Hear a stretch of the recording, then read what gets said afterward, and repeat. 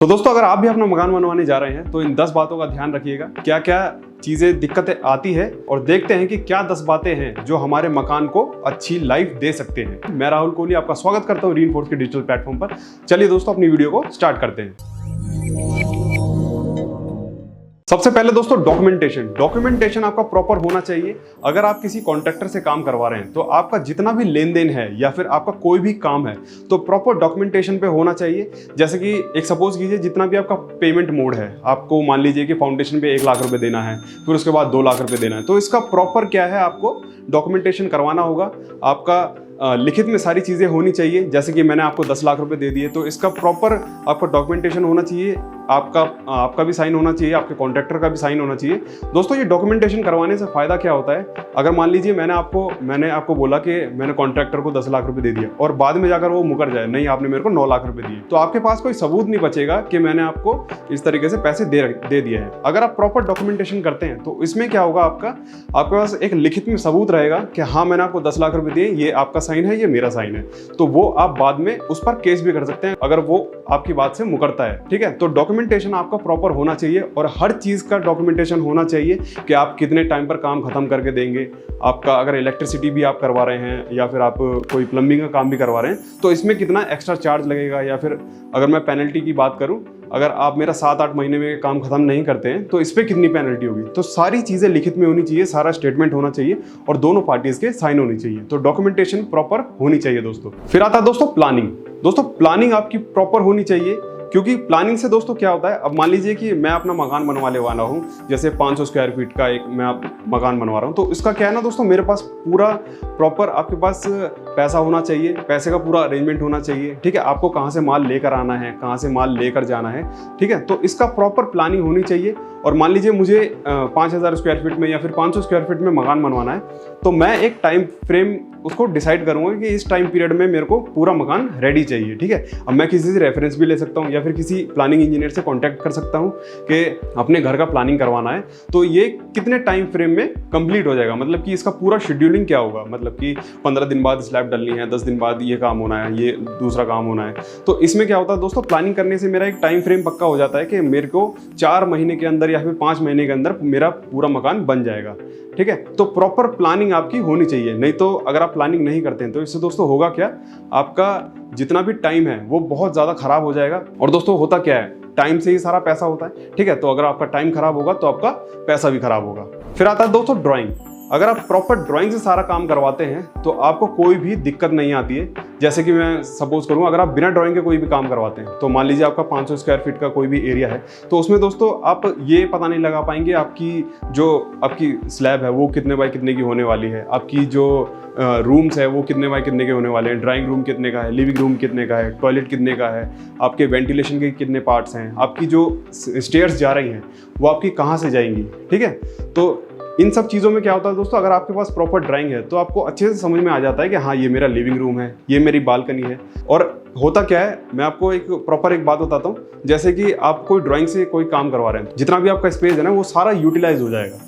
But अगर आप drawing से नहीं करवाते हैं चीज़ें तो आपको ना बहुत सारी चीज़ें ऐसी देखने के लिए मिलेगी कि मेरा ये वाला स्पेस खाली रह गया, मेरा ये वाला स्पेस खाली रह गया, लिविंग स्पेस छोटा हो गया, मेरा बेडरूम का जो स्पेस है वो बड़ा हो गया। तो इससे दोस्तों यही सारी दिक्कतें आती हैं। तो प्रॉपर आपको ड्राइंग से सारा काम करवाना होगा। और ड्राइंग से काम करवाने में दोस्तों बहुत ज़्यादा ईजिली आपको विजुअलाइजेशन हो जाता है कि हाँ मेरा लिविंग रूम इतना बड़ा है, मेरा ड्राइंग रूम इतना बड़ा है। ठीक है, तो आपको ड्राइंग से सारा काम करवाना है। फिर आते हैं दोस्तों फ्लोर मैनेजमेंट पे। अब दोस्तों ये फ्लोर मैनेजमेंट क्या होता है, आप अपना मकान बनवा रहे हैं, जैसे 500 स्क्वायर फीट में मकान बनवा रहे हैं, तो आपको ये डिसाइड करके रखना है कि मुझे कितने फ्लोर तक काम करवाना है, मतलब कि G+2 बनाना है, G+3 बनाना है, G+5 बनाना है। ठीक है, तो ये आपको फ्लोर मैनेजमेंट पहले से करके रखना है। क्योंकि बहुत बार क्या होता है ना कि आपके पास मान लीजिए 40-50 लाख रुपए हैं, तो आपने सोचा कि चलो ठीक है मैं 3 मंजिल बना लेता हूँ। ठीक है, और जब पैसा आएगा तो उसके ऊपर दूसरा बना लूंगा, और पैसा आएगा तो उसके ऊपर तीसरा बना लूंगा। ठीक है, तो ये सब चीज़ें अगर करनी है तो आपको इस तरीके से फाउंडेशन डिज़ाइन करनी है कि आप आगे कितना भी फ्लोर डालें, आपकी फाउंडेशन पर फर्क ना पड़े। अब मान लीजिए आप G+2 के हिसाब से फाउंडेशन बना रहे हैं और उसके ऊपर आपने तीसरा फ्लोर, चौथा फ्लोर, पांचवा फ्लोर चढ़ा दिया, तो आपका क्या होगा ना, फाउंडेशन पर बहुत ज़्यादा लोड पड़ेगा। तो आपकी जो बिल्डिंग है या तो वो इस तरफ गिरेगी या तो इस तरफ गिरेगी, या तो लेफ्ट जाएगी या तो राइट जाएगी, या तो पीछे जाएगी या तो आगे जाएगी। ठीक है, तो वो क्या होगा, आपकी बिल्डिंग कहीं ना कहीं से गिरी जाएगी। तो आपको फ्लोर मैनेजमेंट करके आपको फाउंडेशन तैयार करनी है। फिर आता है दोस्तों एंटी टर्माइट ट्रीटमेंट। दोस्तों एंटी टर्माइट ट्रीटमेंट बहुत ज़्यादा ज़रूरी होता है। जैसे ही आप एक्सकेवेशन करवाते हैं, फुटिंग डलवाते हैं, आपको एंटी टर्माइट ट्रीटमेंट करानी है, या फिर आप कभी भी फ्लोर कास्टिंग करवाते हैं तो वहाँ पर आपको एंटी टर्माइट ट्रीटमेंट करानी है। दोस्तों इससे होगा क्या, जब भी आप कोई मकान बनाएंगे तो उसमें क्या है, दीमक लगने के चांसेस बहुत कम होंगे। तो दीमक क्या करता है दोस्तों, आप पिक्चर्स में भी देख पा रहे होंगे, जो आपकी दीमक क्या करती है, पूरे जो आपका मकान है उसमें पूरा दरार पैदा कर देती है। इसलिए एंटी टर्माइट ट्रीटमेंट आपको करानी चाहिए। अब चलते हैं दोस्तों कास्टिंग पे। अगर आप किसी भी चीज़ की कास्टिंग करवा रहे हैं, जैसे कॉलम है, बीम है, स्लैब है, स्टेयरकेस है, तो आपको प्रॉपर कंक्रीट कवर वहां पर लगाना पड़ेगा। ठीक है, अगर आप कंक्रीट कवर नहीं लगाते हैं तो आपका क्या हुआ, जैसे ही आप शटरिंग गिराएंगे तो आपको वहां पर सरिया दिखने लगेगा। सरिया दिखेगा, आप सोचोगे कि चलो वहां पर प्लास्टर करवा देते हैं। प्लास्टर से भी दोस्तों वो वाली मजबूती नहीं आती जो आप कंक्रीट कवर लगाकर आती है। तो दोस्तों उससे होगा क्या, सरिया दिखेगा, कोरोजन लगेगा, और वहीं से आपका लोड क्या है वहां पर बैठना शुरू होगा, और आपका जो बीम है, स्लैब है, कॉलम है, कोई भी आपका आरसीसी का मेंबर है, तो वहीं से आपका वो चीज़ फेलियर होने लगेगी। क्योंकि कंक्रीट कवर आप अच्छे से नहीं लगाएंगे तो आपका क्या होगा ना, सरिया वहां से दिखने लगेगा। अगर मैं कॉलम की बात करूं तो कंक्रीट कवर आपने नहीं लगाया, जैसे ही आपने शटरिंग निकाली तो वहां पर क्या है, आपका सरिया दिखने लगेगा। ठीक है, तो वहीं से आपका कोरोजन स्टार्ट हो जाएगा। फिर आता है दोस्तों वाइब्रेटर। दोस्तों किसी भी चीज़ की आप कास्टिंग करवा रहे हैं तो वहाँ पर वाइब्रेटर चलाना बहुत ज़्यादा ज़रूरी है। ठीक है, वाइब्रेटर नहीं चलाएंगे तो उसमें क्या है, हनीकॉम्ब बनेंगे। हनीकॉम्ब बनेंगे तो वहाँ से आपकी कंक्रीट की स्ट्रेंथ कम होगी। ठीक है, मान लीजिए आपके हनीकॉम्ब बन गया तो आप तो कह दो कि चलो इसको छाप दो, मतलब कि दूसरे आप सीमेंट का पेस्ट लगा कर आप सीधा कर दो, पर वो वाली बात नहीं रहेगी कंक्रीट में, क्योंकि उसकी क्या है ना, कंक्रीट की स्ट्रेंथ कम हो गई। इसी वजह से आप जब भी कास्टिंग करवाते हैं तो वाइब्रेटर का दोस्तों ज़रूर यूज़ कीजिएगा। अब बात करते हैं दोस्तों लिंटल बीम की। दोस्तों जब भी हम कोई डोर बनाते हैं, विंडो बनाते हैं, किसी भी चीज़ का वेंटिलेशन देते हैं तो वहाँ पर दोस्तों लिंटल बीम ज़रूर लगाते हैं। दोस्तों जब भी हम कोई लिंटल बीम नहीं लगाते ना तो वहाँ पर क्या होता है दोस्तों, जो आपके ब्रिक्स हैं उसमें क्या है ना, क्रैक डेवलप हो जाते हैं। क्योंकि आपकी ब्रिक अगर इस तरीके से लगी हुई तो वो क्या है ना, नीचे की साइड निकलेगी।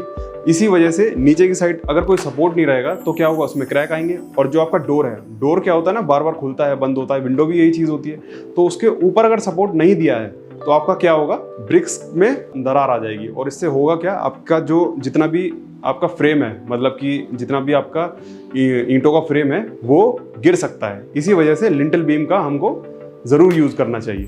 फिर आते हैं दोस्तों स्लोप की तरफ। अगर आप कोई भी स्लैब की कास्टिंग करवा रहे हैं तो वहां पर आपको स्लोप बहुत अच्छे से देना होगा। जहाँ पर भी आपका ड्रेनेज बना हुआ है वहाँ पर आपको स्लोप देना पड़ेगा। अगर आप दोस्तों स्लोप नहीं देते हैं तो होगा क्या, आपका फ्लोर पर पानी भरेगा, और पानी अगर भरता है तो क्या होता है कि वो तीनों तरफ दीवार पे जाता है, चारों तरफ दीवार पे जाता है। तो उससे होगा क्या दोस्तों, सीलन आएगी। सीलन आएगी तो आपका पूरी दीवार खराब हो जाएगी। ठीक है, दीवार में अगर सीलन आती है तो होगा क्या, जितना भी आपका इलेक्ट्रिसिटी का काम हो रखा है तो उसमें शॉर्ट सर्किट की भी संभावना हो सकती है। इसी वजह से आपको प्रॉपर स्लोप आपको मेंटेन करना है अपनी स्लैब पर जब भी हम कोई कास्टिंग करवाते हैं। तो अब आते हैं दोस्तों वाटर प्रूफिंग की तरफ। अगर आप घर में कुछ भी बनवा रहे हैं, जैसे सेप्टिक टैंक है, वाटर टैंक है, या फिर आपका फ्लोर ही है, ठीक है, तो आपको वाटर प्रूफिंग अच्छे से कराना होगा। अगर आपका वाटर प्रूफिंग नहीं हुआ है तो आपको दोस्तों डैम्पनेस देखने के लिए मिलेगी, आपको लीकेज की समस्या हो सकती है, सीपेज की समस्या हो सकती है। तो ये क्या है ना दोस्तों, एक तरीके से अभिशाप है किसी भी मकान के लिए। अगर मान लीजिए आपने प्रॉपर तरीके से वाटर प्रूफिंग नहीं करवाया तो आपका वो पूरा मकान खराब कर देगा। और ये दोस्तों ऐसी चीज़ है ना कि एक बार अगर मकान में आ गई तो जल्दी से जाती नहीं है। ठीक है, इसके लिए दोस्तों आपको लाखों रुपए खर्च करने पड़ेंगे, हज़ारों रुपए खर्च करने पड़ेंगे, तभी जाकर ये चीज़ निकलती है। और बहुत जगह तो ऐसा होता है कि आपने लाखों हज़ारों लाखों रुपए इसमें इन्वेस्ट कर दिए तब भी इस चीज़ का समाधान नहीं निकला। ठीक है, तो आपको इस वाटर प्रूफिंग का हमेशा ध्यान रखना पड़ेगा।